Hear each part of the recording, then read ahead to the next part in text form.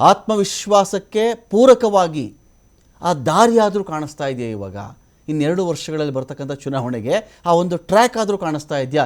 ಇಲ್ಲಪ್ಪ ಈ ಸಲ ಇವರು 120 ತಗೊಳ್ತಾರೆ, JDS ಈ ಸಲ 125 ತೊಗೊಂಡು ಬಿಡ್ತಾರೆ, ಇದೆಯಾ?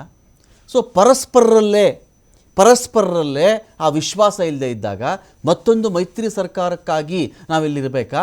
11 ಜನ ಕಾಂಗ್ರೆಸ್ ಜೊತೆನೇ ಹೋಗ್ತೀವಿ ಬಿಡಿ ಅಂಥ ಪರಿಸ್ಥಿತಿ ಬಂದುಬಿಟ್ರೆ, ನಮ್ಮ ಅಡ್ಡ ಮತದಾನವನ್ನು ನೀವು ಕಂಡು ಹಿಡಿಯದೇ ಇದ್ದರೂ ಮುಂದೆ ಬರ್ತಕ್ಕಂಥ ಚುನಾವಣೆಗೆ ನಾವಿಲ್ಲಿರಲ್ಲ. ನೀವು ಮೈತ್ರಿ ಮಾಡ್ಕೊಂಡು ಸರ್ಕಾರ ಮಾಡೋ ಬದಲಿಗೆ ಒಂದಾದ ಬಹುಮತ ಬರ್ತಕ್ಕಂಥ ಸರ್ಕಾರಕ್ಕೆ ನಾವು ಹೋಗ್ತೀವಿ.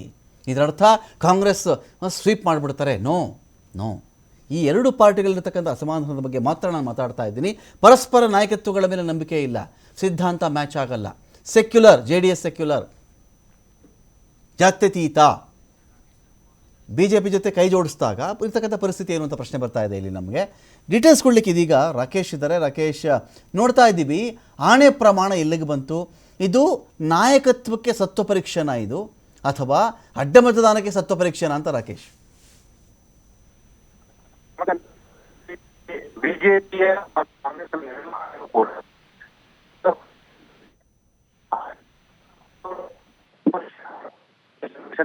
ರಾಕೇಶ್, ನಾನು ನಿಮ್ಮನ್ನು ಮತ್ತೆ ಮಾತಾಡಿಸ್ತೀನಿ. ನೋಡಿ, ಆಣೆ ಪ್ರಮಾಣ ಅಂತ ಬಂದಾಗ ಯಡಿಯೂರಪ್ಪನವರು ವರ್ಸಸ್ ಕುಮಾರಸ್ವಾಮಿ ಅವರು ಫೇಮಸ್ ಪ್ರಕರಣ. ಎಂಥ ಒಂದು ರೀತಿಯಲ್ಲಿ ವಿಚಾರ ನೋಡಿ ಇದು. ಯಾವ ಯಡಿಯೂರಪ್ಪನವರು ಕುಮಾರಸ್ವಾಮಿ ಅವರು ಒಂದು ವಿಚಾರಕ್ಕೆ ಸಂಬಂಧಪಟ್ಟಂತೆ ಬನ್ನಿ ಆಣೆ ಮಾಡಿ ಬನ್ನಿ ಅಂತ ಧರ್ಮಸ್ಥಳಕ್ಕೆ ಕರೆದಿದ್ದರು. ಎರಡೂ ಆವತ್ತು ಅದೇ BJP ಅದೇ JDS. ಇವತ್ತು BJP JDS ಅವರೇ ಕ್ರಾಸ್ ವೋಟ್ ಮಾಡಿಕೊಂಡು ಅವ್ರವ್ರ ಪಾರ್ಟಿ ಒಳಗಡೆ ಕರ್ಕೊಳ್ತಾ ಇದ್ದಾರೆ, ಬನ್ನಿ ಆಣೆ ಮಾಡಿ. ಕುಮಾರಸ್ವಾಮಿ ನನಗೆಲ್ಲ ಗೊತ್ತಿದ್ದಾರೆ ಬಿಡ್ರಿ, ಯಾರ್ಯಾರು ವೋಟ್ ಮಾಡೋದು ಎಲ್ಲ ಗೊತ್ತಿದ್ದಾರೆ ನನಗೆ. ಪಾರದರ್ಶಕ ಮತದಾನ ಏನಿಲ್ಲ, ವಿಪ್ ಏನು ಜಾರಿ ಮಾಡೋಕ್ಕಾಗಲ್ಲ ಇದರಲ್ಲಿ, ಟ್ರಾನ್ಸ್ಪರೆನ್ಸಿ ಏನಿರಲಿಲ್ಲ ಇದರಲ್ಲಿ, ಗೌಪ್ಯ ಮತದಾನ ಇದು. ಯಾರಿಗೆ ವೋಟ್ ಹಾಕಿದ್ರು ಯಾರ್ಯಾರಿಗೂ ಗೊತ್ತಿಲ್ಲ ಅಂದರೆ ಗೊತ್ತಿಲ್ಲ ಅಷ್ಟೇ. ನನಗೆಲ್ಲ ಗೊತ್ತು, ನಾನು ಟೆಸ್ಟ್ ಮಾಡಿದೆ, ಗೊತ್ತಿದ್ಮೇಲೆ ಟೆಸ್ಟ್ ಮಾಡೋದೇನಿತ್ತು ಅದರಲ್ಲಿ? ಗೋವಿಂದರಾಜು ಅವರೇನು ಹರಕೆ ಕುರಿಯಾಗಿ ನಿಂತಿದ್ರ ಅಲ್ಲಿ? ಸುಮ್ಮನೆ ಎಲೆಕ್ಷನ್ ನಿಲ್ಲಿಸ್ಬಿಡಿ, ನನಗೂ ಆಸೆ ಹುಟ್ಟಿಸ್ಬಿಡಿ, ಗೋವಿಂದರಾಜು 18 ಮತಕ್ಕೆ ನಿಂತಿದ್ದಾರೆ ಗೋವಿಂದರಾಜು. ಅದೇನು ಕೇಳಿರಲಿಲ್ಲ ಗೋವಿಂದರಾಜು ಅವರು ನಿಲ್ಲಿಸಿದ್ದು ಯಾಕೆ? ಮತ್ತೆ JDS ಕೇಳಬೇಕಾಗಿರ್ತಕ್ಕಂಥ ಪ್ರಶ್ನೆ ಇದು. ಅಟ್ ದ ಸೇಮ್ ಟೈಮ್ ಈ ಕಡೆ BJPಗೆ ಅಂತ ಬಂದಾಗ ನಾಯಕತ್ವದ ಮೇಲೆ ವಿಶ್ವಾಸ ಇಲ್ವಾ, ಅಥವಾ ಮೈತ್ರಿ ಮೇಲೇ ಅವರಿಗೆ ವಿಶ್ವಾಸಗಳಿಲ್ವಾ? ಈ ಮೈತ್ರಿ ನಂಬುತ್ತಾ ಇಲ್ವಾ? ಮೈತ್ರಿ ನಂಬುವಂತಹ ಮುಂದಿನ ದಿನಗಳಲ್ಲಿ ಏನೋ ಕ್ರಾಂತಿಯಾಗುವಂತಹ ಯಾವುದೇ ಬೆಳವಣಿಗೆಗಳು ಎರಡೂ ಪಾರ್ಟಿಲಿ ಆಗ್ತಾ ಇಲ್ವಾ?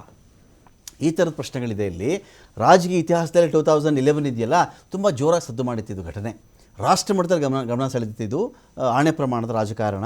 BSY ತಮ್ಮ ವಿರುದ್ಧದ ಹಗರಣವನ್ನು ಮುಚ್ಚಾಕಕ್ಕೆ ಟ್ರೈ ಮಾಡಿದ್ರು ಅಂತ HDK ಹೇಳಿಬಿಟ್ರು, ಆರೋಪ ಮಾಡಿದ್ರು. ನನ್ನ ಬಳಿ ರಾಜಿ ಸಂಧಾನಕ್ಕೆ ಟ್ರೈ ಮಾಡಿದ್ರು ಅಂತ ಕುಮಾರಸ್ವಾಮಿ ಆರೋಪ ಮಾಡಿಬಿಡ್ತಾರೆ. ಅವಾಗ ಆರೋಪವನ್ನು ಯಡಿಯೂರಪ್ಪನವರು ನಿರಾಕರಿಸ್ತಾರೆ. ಧರ್ಮಸ್ಥಳದಲ್ಲಿ ಆಣೆ ಮಾಡಿ ಅಂತ ಹೇಳಿದರು. HDK ಕೂಡ ಇದನ್ನು ಸ್ವೀಕರಿಸ್ಬಿಟ್ರು. ಆಯಿತು, ನಾನು ಬರ್ತೀನಿ ನಡೀರಿ, ಧರ್ಮಸ್ಥಳಕ್ಕೆ ಬಂದು ಆಣೆ ಮಾಡ್ತೀನಿ ಅಂದರು. ಹಾಗೂ ಆಣೆ ಮಾಡೋದಾಗೂ ಪ್ರಾಮಿಸ್ ಮಾಡ್ತಾರೆ ಅವರು. ಆದರೆ ಧಾರ್ಮಿಕ ಮುಖಂಡರು ಹಿತೈಷಿಗಳ ಮಾತಿಗೆ ಮಣಿದು ಆಣೆ ಮಾಡೋ ವಿಚಾರವನ್ನು ಕೈ ಬಿಟ್ಟುಬಿಡ್ತಾರೆ ಅವರು. ರಾಕೇಶ್ ಇದರ ಡೀಟೇಲ್ಸ್ ಕೊಡಲಿಕ್ಕೆ. ರಾಕೇಶ್, ನೋಡ್ತಾ ಇದ್ದೀವಿ ಈ ಆಣೆ ಪ್ರಮಾಣದ ಪಾಲಿಟಿಕ್ಸ್ ಎಲ್ಲಿವರೆಗೂ ಬಂದಿದೆ? JDS BJP ಸೀರಿಯಸ್ ಆಗಿರೋಷ್ಟು JDS ಸೀರಿಯಸ್ ಆಗಿದೆಯಾ? ಒಂದು ವೇಳೆ ಸೀರಿಯಸ್ ಆಗಿದ್ದರೆ ಯಾರು ಆಣೆ ಮಾಡಿದವ್ರು ಯಾರು? ಕ್ರಮಗಳೇನಾಯಿತು? ಅದೇನೂ ಇಲ್ವಾ? ಎಲ್ಲ ಗೊತ್ತು ಅಂತ ಕುಮಾರಸ್ವಾಮಿ ಯಾವಾಗಲೂ ಹಾಗೇನೆ, ನನಗೆಲ್ಲ ಗೊತ್ತು, ನನ್ನ ಜೇಬಲ್ಲಿ ಪೆನ್ಡ್ರೈವ್ ಇದೆ, ನಾನು ಇದನ್ನು ಯಾವಾಗ ಬೇಕೋ ಅವಾಗ ಬಿಡುಗಡೆ ಮಾಡ್ತೀನಿ, ಸಮಯ ಬರಲಿ, ಟೈಮ್ ಬರಲಿ, ಇದರಲ್ಲೇ ಕಾಲ ಕಳ್ಕೊಂಡು ಬಂದರು ಕುಮಾರಸ್ವಾಮಿ ಅವರು. ಈ ಕಥೆ ಏನಾಗ್ತಿದೆ ಈ ಬಾರಿ ಅಂತ? ರಮಾಕಾಂತ್, ಇಲ್ಲಿ JDSಗಿಂತ BJP ಅಷ್ಟೇ ತನ್ನ ಶಾಸಕರನ್ನ ತೀವ್ರವಾಗಿ ಪರಿಶೀಲನೆಗೆ ಒಳಪಡಿಸುವಂತ ಪರಿಸ್ಥಿತಿಗೆ ಬಂದು ನಿಂತ್ಕೊಂಡಿದೆ. ಅಂದ್ರೆ ನಾಯಕರು ಮತ್ತು ಶಾಸಕರ ನಡುವೆ ಇರುವಂತ ಹೊಂದಾಣಿಕೆಗಿಂತ ಹೆಚ್ಚಾಗಿ ಅನುಮಾನ ಅಪಸ್ವರಗಳೇ ಹೆಚ್ಚು ಅನ್ನೋದನ್ನ ಮತ್ತೊಮ್ಮೆ ಈ ಅಡ್ಡಮತದಾನದ ಪ್ರಕ್ರಿಯೆ ತೋರಿಸ್ಕೊಟ್ಟಿದೆ. ಸೊ ಆ ಹಿನ್ನೆಲೆಯಲ್ಲಿ ವಿಜೇಂದ್ರ ಅವರು ತಮ್ಮ ಶಾಸಕರುಗಳನ್ನ ಪರೀಕ್ಷೆ ಮಾಡುವುದಕ್ಕೆ ಜೊತೆಗೆ ಅವರಲ್ಲಿರುವಂತಹ ಆತ್ಮಸಾಕ್ಷಿ ವಿಚಾರವನ್ನ ಹೊರಗಿಡುವ ಬೇಕೇ ಬೇಕು ಅನ್ನುವಂತ ಕಾರಣದಿಂದಾಗಿ ಈ ಪ್ರಯತ್ನಕ್ಕೆ ಅವರು ಮುಂದಾಗಿದ್ದಾರೆ ಅನ್ನುವಂತ ಮಾತು ಕೇಳಿ ಬರ್ತಾ ಇದೆ. ಧರ್ಮಸ್ಥಳದ ವಿಚಾರದಲ್ಲಿ ಎಲ್ಲೂ ಕೂಡ ಅಂದ್ರೆ ನೇರವಾಗಿ ಯಾರು ಆ ವಿಚಾರವನ್ನು ಅಲ್ಲಗೆಳೆಯಕ್ಕೆ ಸಾಧ್ಯನೇ ಇಲ್ಲ. ಧರ್ಮಸ್ಥಳದಲ್ಲಿ ಆಣೆ ಪ್ರಮಾಣ ಮಾಡಿದ್ದೀವಿ ಅಂದ್ರೆ ಅದು ಸತ್ಯವನ್ನ ಹೇಳಿದಂತೆ, ಸತ್ಯಕ್ಕಿಂತಲೂ ದೊಡ್ಡದು ಅನ್ನುವಂತ ಮಟ್ಟಿಗೆ ನಂಬಿಕೆ ಇರುವಂತ ಜಾಗ. ಹೀಗಾಗಿ ಅಲ್ಲೇ ನಿಂತು ತಮ್ಮ ಆತ್ಮವಿಶ್ವಾಸವನ್ನ ಮತ್ತು ಆತ್ಮ ಸಾಕ್ಷಿಯನ್ನ ಪ್ರದರ್ಶನ ಮಾಡ್ಲಿ ಅನ್ನುವಂಥದ್ದನ್ನ ವಿಜಯೇಂದ್ರ ಅವರು ಮಾಡೋದಕ್ಕೆ ಹೊರಟಿದ್ದಾರೆ. ಸೊ ಆ ನಿಟ್ಟಿನಲ್ಲಿ ಈಗ ಅವರ ಪಕ್ಷದೊಳಗಡೆ ಈ ವಿಚಾರಕ್ಕೂ ಕೂಡ ವೈರುಧ್ಯಗಳು ಕಾಣಿಸ್ಕೊಳ್ತಾ ಇದೆ. ಸೊ ಇದು ಆಣೆ ಪ್ರಮಾಣದ ಜೊತೆಗೆ ಪಕ್ಷದೊಳಗಿನ ಆಂತರಿಕ ವಿಚಾರವನ್ನು ಹಾಗೆ ನಾಯಕತ್ವದಕ್ಕಿರುವಂತಹ ಸವಾಲುಗಳನ್ನ ಎದ್ದು ತೋರಿಸ್ತಾ ಇದೆ. ಸೊ ಹಿರಿಯ ನಾಯಕರು, ಕೇಂದ್ರ ಸಚಿವರಾಗಿರುವಂತಹ ಪ್ರಹ್ಲಾದ್ ಜೋಶಿ ಅವರು ರಾಜಕೀಯ ವಿಚಾರಗಳನ್ನ ದೇವಸ್ಥಾನಗಳವರೆಗೆ ತೆಗೆದುಕೊಂಡು ಹೋಗಬೇಡಿ, ಇವತ್ತೆಲ್ಲ ನಾಳೆ ಆ ವಿಚಾರ ಗೊತ್ತಾಗೇ ಆಗುತ್ತೆ, ಅದನ್ನ ಬದಲಾಯಿಸುವಂತ ಪ್ರಯತ್ನವನ್ನ ಮಾಡಬೇಡಿ, ಸತ್ಯಶೋಧನಾ ಸಮಿತಿ ರಚನೆ ಮಾಡಿದ್ದೀರಾ, ಅವರು ವರದಿಯನ್ನ ಕೊಡ್ಲಿ, ಅದನ್ನ ನೋಡ್ಕೊಳ್ಳಿ ಅನ್ನುವಂಥದ್ದನ್ನ ಹೇಳ್ಕೊಂಡಿದ್ದಾರೆ. ಆದ್ರೆ ಜೆಡಿಎಸ್ ನವರು ತಮ್ಮ ಪಕ್ಷಕ್ಕೆ ಹಿನ್ನಡೆ ಆದ್ರೂ ಕೂಡ ಎಲ್ಲೂ ಕೂಡ ನೇರವಾಗಿ ಈ ವಿಚಾರವನ್ನ ಅವರು ಸಮರ್ಥನೆ ಮಾಡಕ್ ಹೋಗಿಲ್ಲ. ನನಗೂ ಈ ವಿಚಾರ ಗೊತ್ತಿದ್ದು ನಾನು ಮತ್ತೊಮ್ಮೆ ಅವರನ್ನ ಪರೀಕ್ಷೆಗೊಳಪಡಿಸೋ ಪ್ರಯತ್ನವನ್ನ ಮಾಡಿದ್ದೇನೆ ಅನ್ನುವಂತ ಮಾತನ್ನ ಕುಮಾರಸ್ವಾಮಿ ಅವರು ಹೇಳ್ಕೊಂಡ್ರು. ಅಂದ್ರೆ ಯಾರು ನನ್ನ ಜೊತೆ ಪಕ್ಷದಲ್ಲಿ ಮುಂದಿನ ದಿನಗಳಲ್ಲಿ ನಿಲ್ತಾರೆ, ಯಾರಿಗೆ ಸಪೋರ್ಟ್ ಸಿಗ್ಬೋದು, ಯಾರು ನನ್ನ ಜೊತೆ ಉಳಿತಾರೆ ಅನ್ನೋದನ್ನ ಚೆಕ್ ಮಾಡೋದಕ್ಕೋಸ್ಕರ ನಾನು ಈ ಕೆಲಸ ಮಾಡಿದ್ದೇನೆ ಅನ್ನೋದನ್ನ ಅವರು ಚುನಾವಣೆ ಬಳಿಕ ಹೇಳ್ಕೊಂಡ್ರು. ಆದ್ರೆ ನಾಯಕರುಗಳ ಈ ಸ್ಟೇಟ್ಮೆಂಟ್ ಗಳಿಂದ ಪಕ್ಷಗಳ ಒಳಗಡೆ ಇರುವಂತಹ ಆಂತರಿಕ ವ್ಯವಸ್ಥೆ ಮತ್ತು